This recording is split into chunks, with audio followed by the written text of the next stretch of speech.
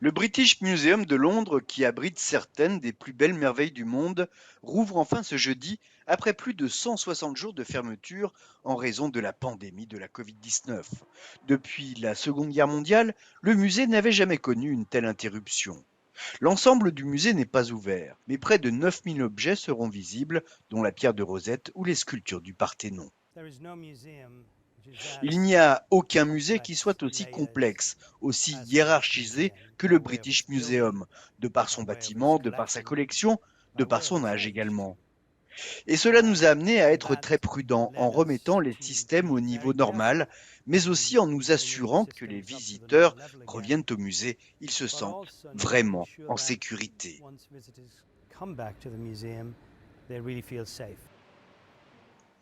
Le retour des visiteurs est une bonne nouvelle pour certains des objets les plus délicats du musée.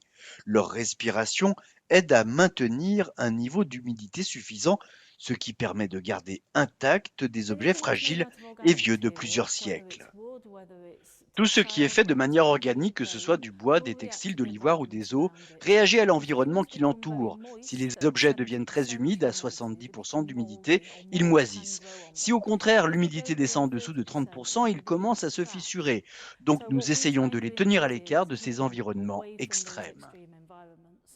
Le musée des arts décoratifs Victoria and Albert Museum rouvre également ses portes à Londres ce jeudi avec une splendide exposition de kimonos. Du samouraï à la geisha en passant par Obi-Wan Kenobi, Madonna, Freddie Mercury ou Björk, le mythique vêtement japonais est exposé sous toutes ses formes.